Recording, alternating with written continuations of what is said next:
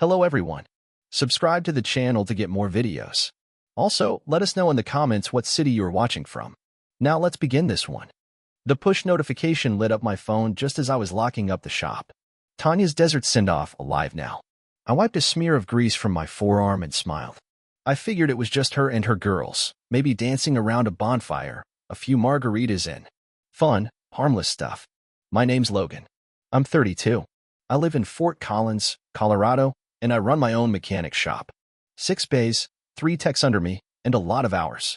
That night I'd stayed late finishing up a couple repairs. I was paying off a big invoice, securing the mountain retreat venue for the wedding Tanya and I had planned for next month. I clicked on the live stream out of habit, expecting to see her beaming, holding up some novelty drink, maybe her friends chanting her name. For a second, that's what I got. Tanya was in the center of the frame, wearing a white trucker hat, that red bride-to-be, laughing her head off. Her best friend Jade had the phone, panning around to show the group of women in bikinis and jean shorts, dust kicked up from the dry desert behind them. Any second thoughts? Jade shouted. Tanya squinted into the camera and laughed, cheeks pink from sun and tequila. Mike is dependable, sure, she said, drawing the word out like it had a bad aftertaste. But I don't know. Is dependable sexy? The whole room held. Someone almost dropped a drink. I blinked. My name's not Micah. Tanya went on like it was a bit she'd rehearsed. I mean, really, she said, swaying slightly as she threw an arm over someone's shoulder. Should I even marry him? My fingers hovered above the screen. My first thought wasn't even anger. It was just this cold, quiet clarity. Like when an engine seizes up, and you know there's no fixing it. In the corner of the screen, the chat was blowing up. Friends cheering her on. A couple of yes queen comments. One guy even dropped flame emojis. I typed 2 words in the chat box. Don't bother. Then I closed the app. I stood there in the empty garage, the clack of my boots on the concrete echoing louder than the engine lifts. I wiped my hands again, but the grease wasn't what felt dirty. I walked back to my desk, flipped open the planner with all our wedding stuff, and started making phone calls. First to the venue, we had a refundable deposit with a 72-hour cancellation clause. Then the caterer. Then the photographer. I opened our joint email and revoked her access. Unlinked her from the Google Drive where we'd stored all the plans. Every click was deliberate. I didn't pace. I didn't shout. I just handled it. It wasn't rage. It was relief. That live stream gave me an answer to a question I hadn't asked, but apparently, she had. And I figured I was just returning the favor. By the time the sun came up, I had canceled nearly everything. I'd slept maybe an hour, if that, but I didn't feel tired. Just sharp. Focused. Like someone had pulled off a layer of fog I hadn't noticed was there. The first call I made that morning was to the mountain lodge. I explained the situation to the event coordinator, Anna, and told her we wouldn't be needing the venue anymore. She was polite, a little too chipper for how much money we were losing, but I didn't flinch. I accepted the cancellation penalty and asked her to send over the revised invoice. She paused, like she was expecting some kind of argument. Just email it to me, I said. It's fine. After that, it was the photographer. I let her know we wouldn't be needing her services, apologized for the late notice, and again, paid the kill fee without hesitation. I'd rather lose a few grand than spend the rest of my life married to someone who thought I wasn't sexy enough to commit to. I spent the next few hours like that: phone calls, emails, spreadsheet edits. I took Tanya's name off our wedding planning software. I removed her from the checklist app we used to keep track of logistics. I even disconnected her from our shared Amazon account. We'd made a registry. I deleted it. It all felt like sorting through someone else's trash, things that used to matter but now just needed to be cleaned up and thrown out. The messages started around noon. Jade was first. OMG Logan, it was a joke. Come on. Then a missed call. Then another text. You're really gonna throw away a whole engagement over one tequila-fueled live stream? Seriously. I didn't reply. Tanya finally messaged around 1 p.m., which told me she'd probably slept off the hangover first. Hey, we need to talk. I didn't mean what I said. It was just a stupid joke. Everyone was being dumb. I didn't open it. I saw the preview in my notifications and archived it without reading more. Then came the guilt texts. From friends. Mutuals. People who had seen the live stream and now weren't sure whose side to be on. Some asked if it was real. Others said, she's just nervous. A couple had the audacity to say I was being dramatic.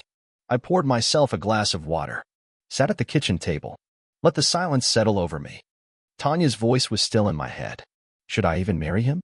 That was the moment I realized I wasn't overreacting. I wasn't lashing out.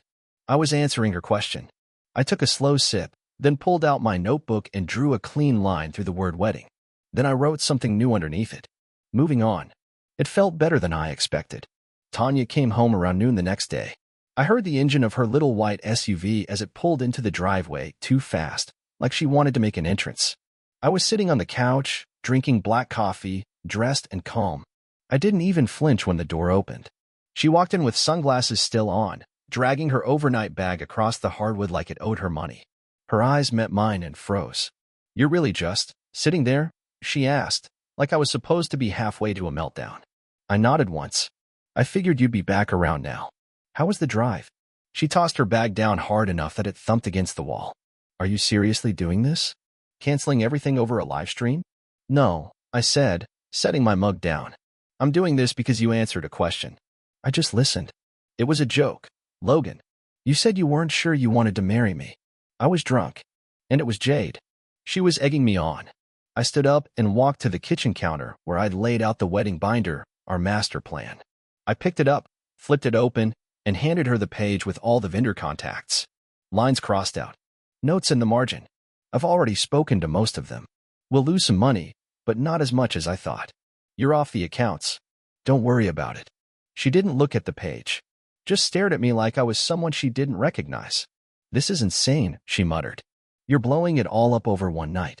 You mean your bachelorette party, where you said, and I quote, 'is dependable sexy?'" I asked. "In front of half the internet?"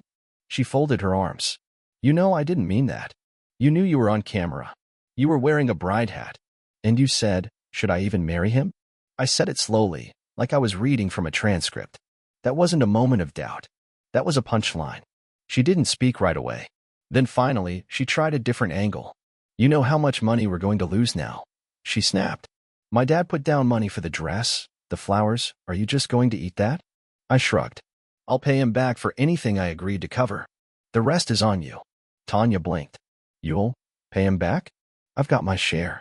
It was never about the money. She stared at me like I'd sprouted a second head.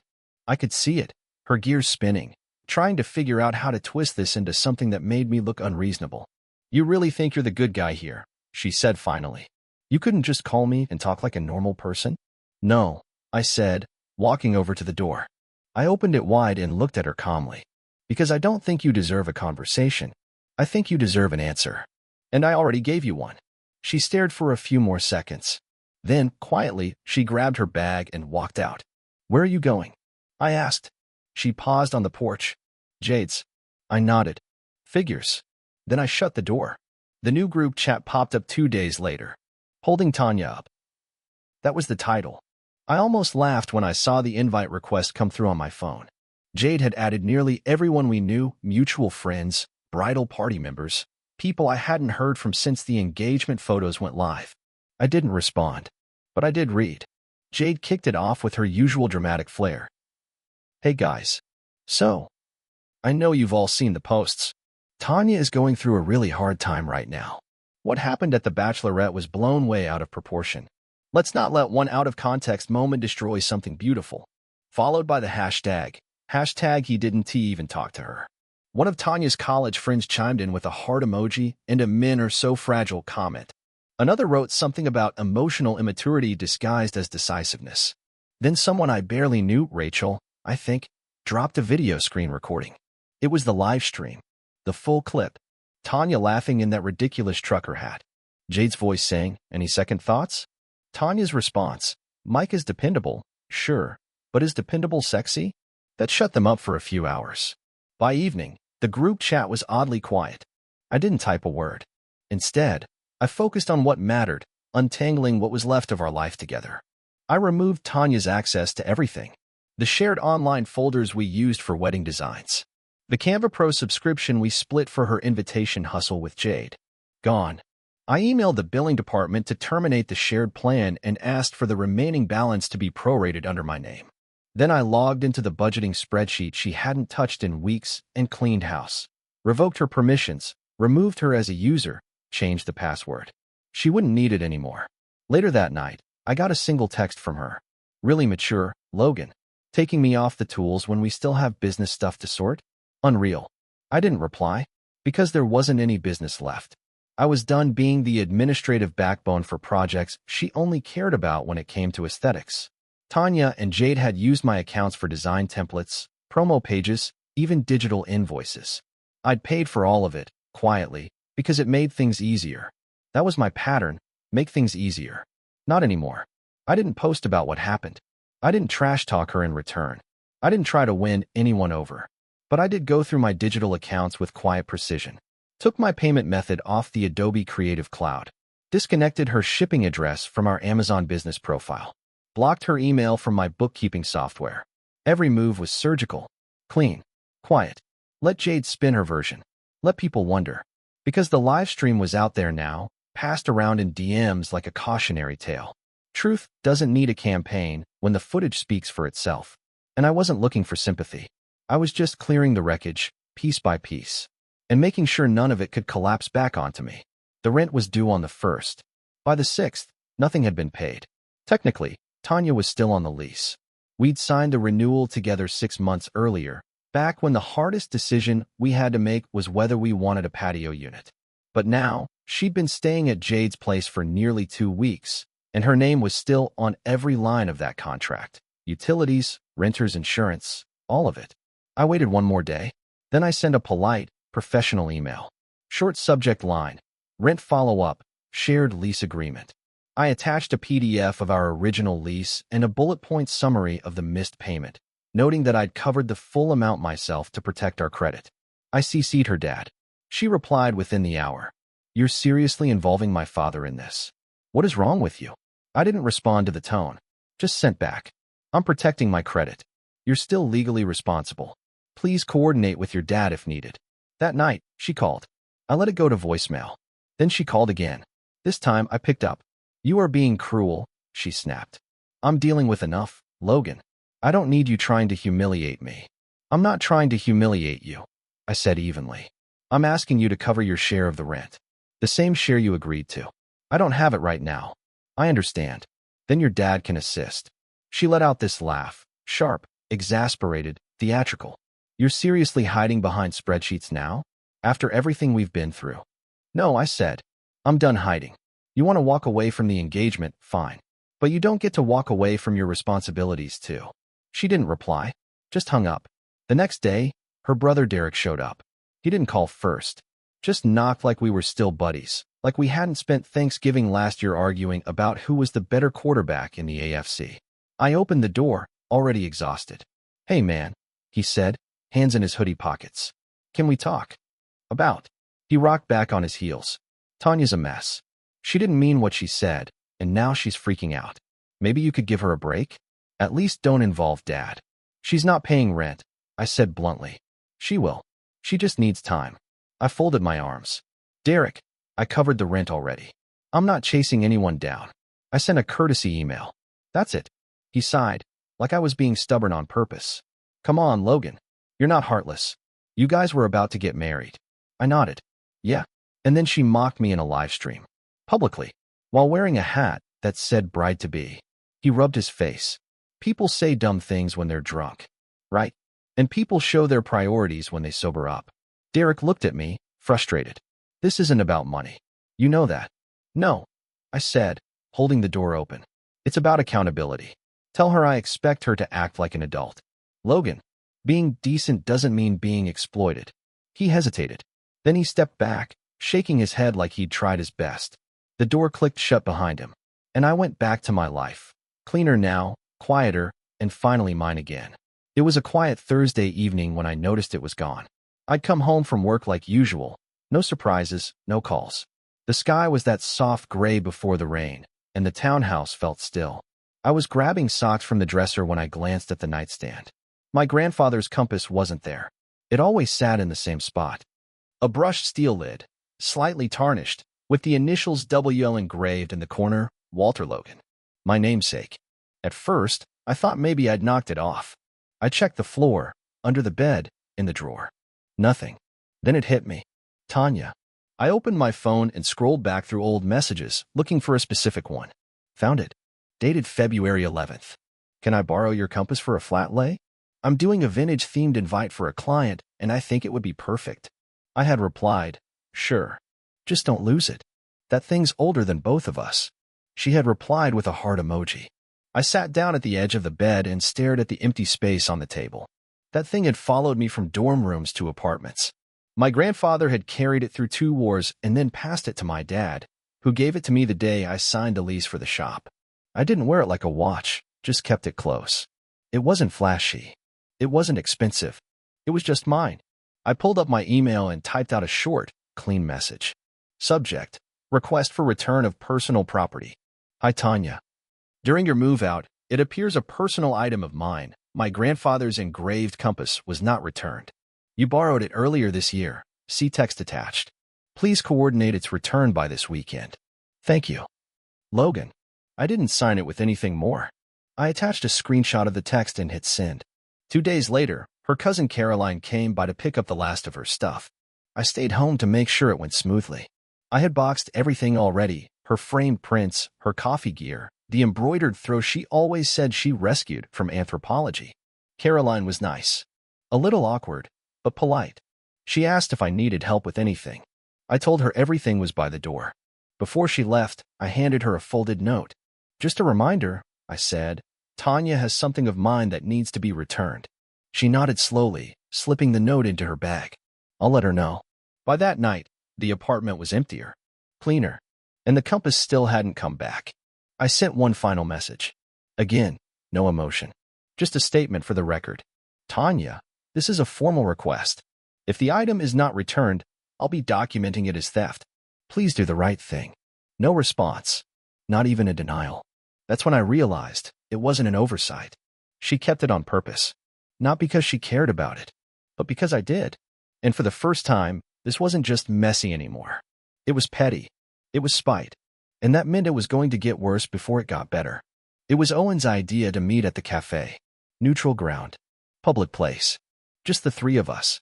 I agreed because I knew what it really was: a formality. A cleanup. Owen wasn't a man of emotion. He was a man of ledgers and receipts. And this whole mess had tipped over into the liabilities column. When I arrived, he was already seated near the back, sipping black coffee and flipping through a manila envelope. His posture was rigid, like the man had never once sat in a booth on purpose. Tanya showed up 10 minutes late, sunglasses on, jaw tight. She sat beside her father without even glancing at me. Logan, Owen said with a nod. Owen, I returned. He tapped the envelope twice, then pushed it toward me. That's the check. For the unpaid rent and utilities. I've included a little extra to cover her removal from the lease. I opened it just enough to confirm. The amount was precise. Not a cent more or less than what was owed. I'll file the amendment paperwork tonight, I said. Owen gave a short nod. Good. There was a silence then. A long one. Finally, Tanya spoke. Are you happy now? Her voice was sharp, but quiet. No venom. Just exhaustion stretched thin over pride. I looked at her calmly. No, I'm not happy. I'm relieved. She crossed her arms, eyes still hidden behind those oversized shades. You didn't have to make this so ugly. You're the one who said, should I even marry him, to an audience? I replied. You made it public before I did. That wasn't serious, she snapped. It was a bachelorette joke. Everyone says dumb stuff. Sure, I said, but not everyone says it with a camera on their face and a ring on their finger. Owen cleared his throat. Let's keep this civil. I looked at him. I've been civil since the night it happened. I didn't start this. He nodded once. Didn't argue. Tanya leaned forward then, suddenly urgent. What about the dress? What about it? I paid for it with my card because you said you'd reimburse me after the fittings. I almost laughed. You wore it to a party where you publicly trashed me. I think you got your use out of it. Her voice rose slightly. That's not the point. I'm out nearly $1,800. I'm out more than $12,000, I said flatly. And I'm not asking for it back. She shook her head. You're being spiteful. No, I said, reaching into my jacket pocket. I'm being fair. I placed the small black box on the table and opened it. The engagement ring caught the light, diamond, oval cut, rose gold band. Still pristine. Tanya's breath caught. I'll be selling this, I said. Should cover your dress, your flowers, and a solid chunk of your ego. You can't. I cut her off.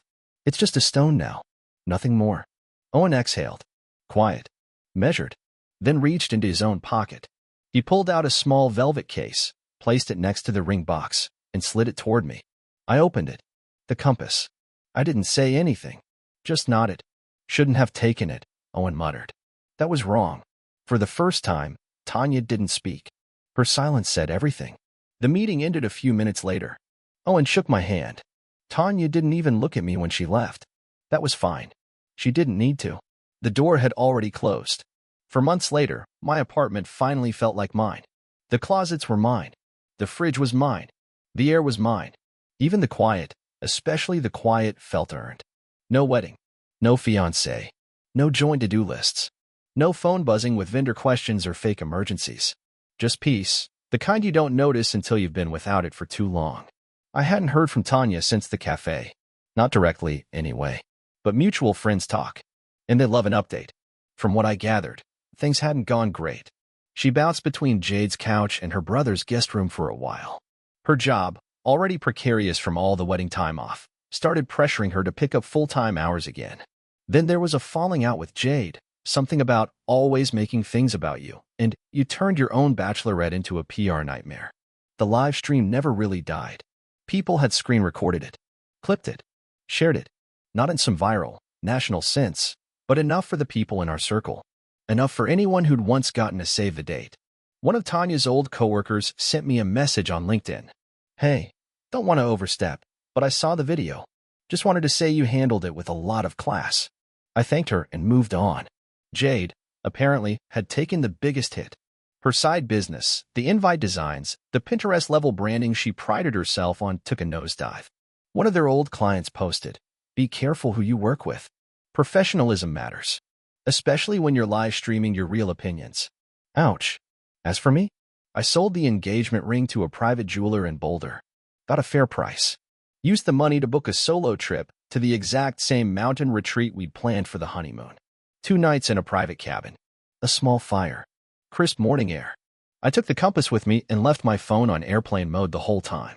On the second night, I sat on the back deck with a beer in hand, watching the last orange streaks disappear behind the trees. And I thought about her. Not with anger. Not even with sadness. Just distance. Like remembering a house you used to live in. One you outgrew. I didn't regret the relationship, but I was glad it ended when it did. I'd rather cancel a wedding than survive a marriage I didn't belong in. People kept asking me afterward if I was okay, if I needed anything, if I was still hurt. Truth is, I was never devastated. I was disappointed, but not surprised. You don't lose people like Tanya. You just finally see them clearly. And when you do, you don't beg them to stay. You open the door and let them walk out. And when they're gone, you get your compass back. And you make damn sure you never hand it over again. Thank you for watching. Subscribe to the channel and share your opinion about this story in the comments.